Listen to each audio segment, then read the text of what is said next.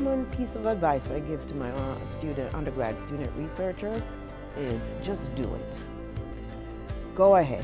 This is a way for you to do research. And research means you try, and sometimes you fail, and sometimes you succeed.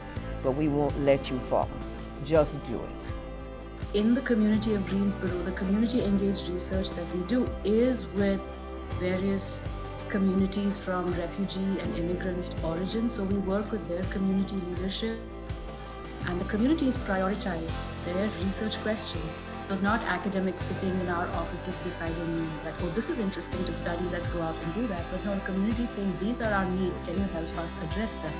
So that's a much more satisfying and locally impactful approach to research. I always knew I was interested in the human condition, and I joined the psychology major at Illinois State. I asked a professor who I really admired how to get into graduate school and what I needed to do. And she said I needed to join a research lab. And because I respected her so much, I decided to join her lab. She happened to be interested in human memory. And the rest was really history. It was something that I found fit my interests very well, and decided to see it through all the way to the PhD, and found my way here. It really is the thrust of the entire faculty in terms of student learning, and that's undergraduate research. We feel that in the chemical and biological sciences, the undergraduate research is just a wonderful learning experience for students. It builds both their knowledge and understanding of the process of science, and gives them a wonderful introduction into the field for preparation into going on into a career in chemistry or biochemistry, or even into professional school. What does it mean to be a faculty mentor? It means a lot of different things to a lot of different people, but for me, it really means you need to be willing to sacrifice time and effort to help your students be the best version of themselves. And in the end, what we want to do, or at least what I would like to do, is to see all of my students be successful, whatever their definition of successful is. And in order to do that, I need to listen to them and hear them for what their goals are for their education, and then try and help them get there on their path. So the biggest lesson I've learned from undergrads, and this is the obvious lesson, this is a lesson that everybody knows, but it's never stop learning.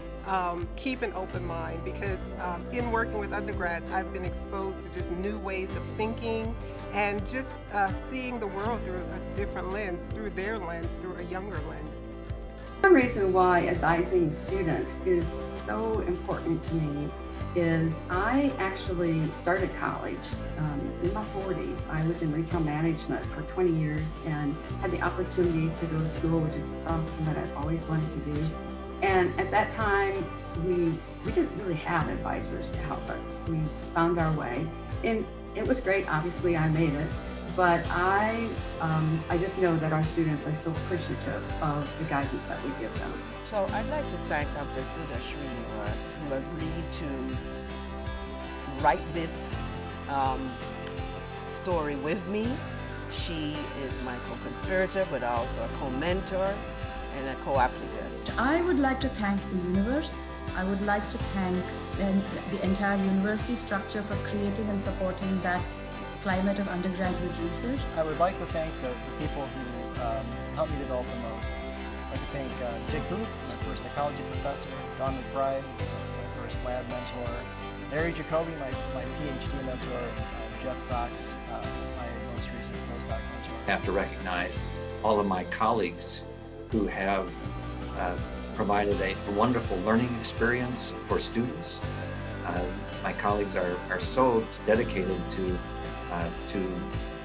teaching, high quality teaching.